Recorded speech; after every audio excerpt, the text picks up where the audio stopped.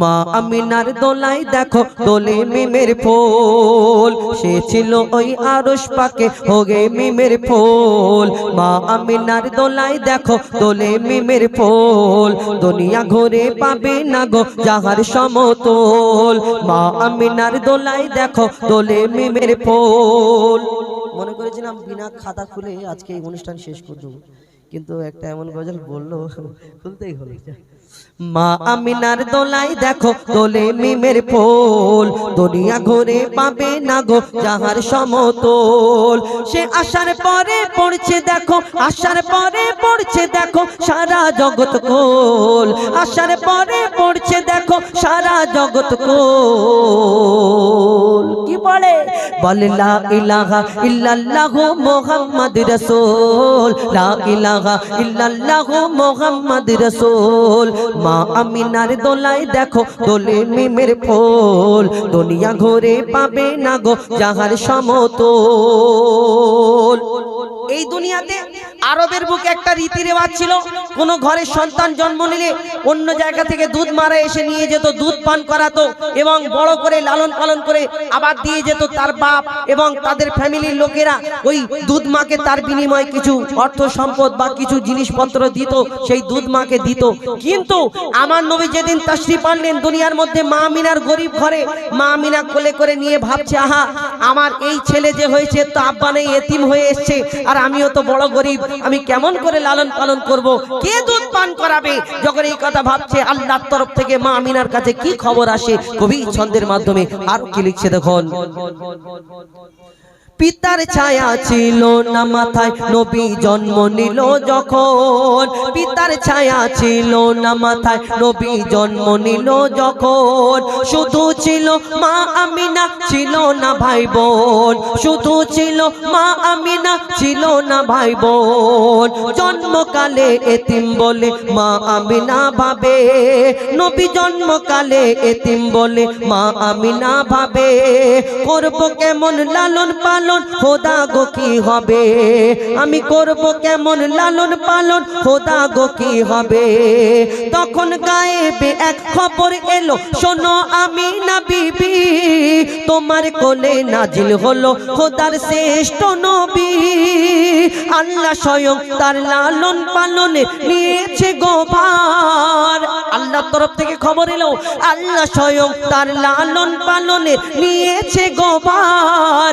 আর জিবরিল আমিন থাকবে হোগে ওর পাহারাদার, ও সৃষ্টিকুলের শিরোমণি, সৃষ্টিকুলের শিরোমণি আর নবী কুলের মূল।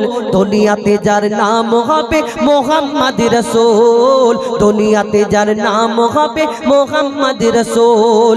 মা আমিনার দোলাই দেখো দোলে মিমের ফুল। এই বিনা দানার খেজুর হলো কোথা থেকে? একদিন এক ইহুদি, আমার নবীর জামানায় অনেক ইহুদি এসে প্রশ্ন করতো, আজীব আজীব প্রশ্ন করতো, আর আমার নবী মুহাম্মদ বলে মেনে নিত অনেকজনা, যখন প্রশ্নের উত্তর দিতে পেত। এই দুনিয়াতে আমার নবী একদিন বসে আছে, আর একটা ইহুদি একটা খেজুরের দানা, খেজুরের আটি নিয়ে এসে আমার নবীর সামনে এসে দাঁড়ায়। এ মুহাম্মদ, শুনেছি তুমি নাকি শেষ নবী, আল্লাহর পয়গম্বর, তোমাকে আমি একটা পরীক্ষা করতে চাই, এই খেজুরের দানাটা তোমাকে দিচ্ছি, এই খেজুরের দানাটা পুঁতে আর যদি তুমি একদিনেতে একটা গাছ বের করে দেখাতে পারো, তাহলে আমি তোমাকে মেনে নেব, হ্যাঁ সত্যি তুমি নবী, সত্যি তুমি পয়গম্বর। আমার নবী মিচকি হেসে ওই ইহুদির দিকে দানাটা হাতে নিয়ে ইহুদির দিকে তাকিয়ে বললেন, শোনো ইহুদি ভাই, তুমি বলছো যে এই দানা থেকে যদি একদিন আমি গাছ বের করে দিতে পারি তাহলে তুমি মুসলমান হয়ে যাবে। বলে আচ্ছা ঠিক আছে, তোমাকে আমি বলছি এই খেজুরের দানা থেকে গাছ শুধু নয়, কালকে গাছ হবে, এই গাছ থেকে ফল হবে, ফল তোমাকে খাওয়াবো। ইহুদি তো অবাক, ইম্পসিবল, এটা তো হওয়া সম্ভব নয়, একদিনে গাছ হবে আবার ফল হবে। আবার ইহুদি চিন্তা করছে, আসমানের চাঁদকে যদি টুকরা করে দিতে পারে, জমিনের পাথরকে যদি কলমা পড়াতে পারে, তাহলে একদিনের ওই গাছ হয়ে আর খেজুর হওয়া তো অসম্ভব, এটা তো কোনো ব্যাপার নয়। কিন্তু যখন সেই ইহুদি প্রশ্ন করলো, পরীক্ষা করতে এলো, তখন আমার নবী কি করেছিল সেদিন? সত্যি কি আমার নবী গাছ বের করে দেখিয়েছিল? ইহুদি মুসলমান হয়েছিল না কি হলো? কবি সেই সম্পর্কে আরো কি লিখছে দেখুন।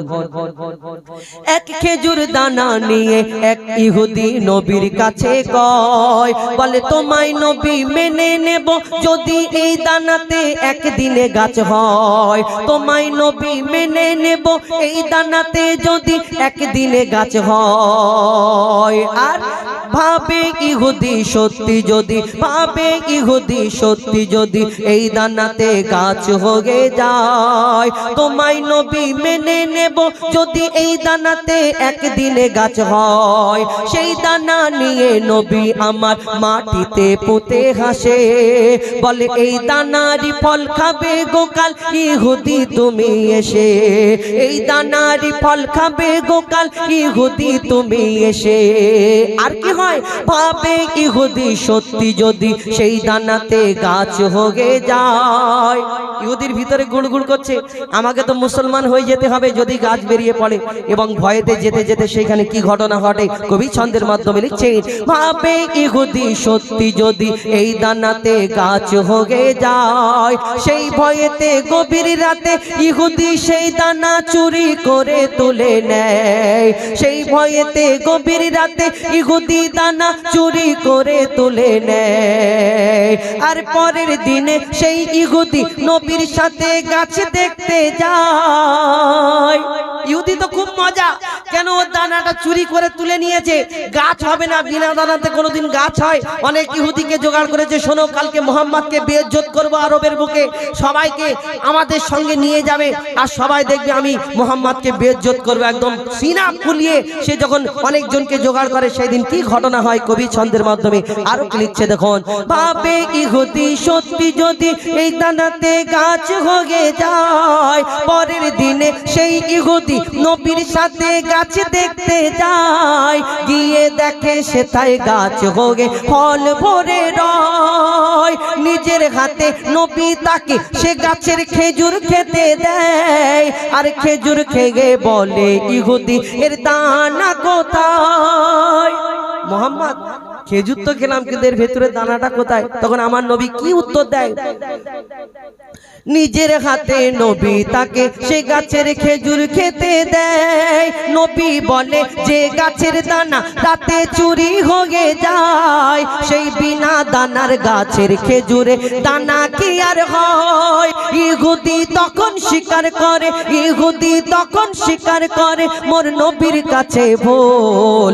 ইহুদি তখন স্বীকার করে মোর নবীর কাছে ভুল। আর কি বলে, তুমি খোদা সত্যি নবী মুহাম্মদ রাসূল, তুমি খোদা সত্যি নবী মুহাম্মদ রাসূল। পড়ে নাই লা ইলাহা ইল্লাল্লাহু মুহাম্মদ রাসূল। মা আমিনার দোলাই দেখো দোলে মিমের ফুল, দুনিয়া ঘুরে পাবে না গো যার সমতুল। মা আমিনার দোলাই দেখো দোলে মিমের ফুল, দুনিয়া ঘুরে পাবে না গো যার সমতুল।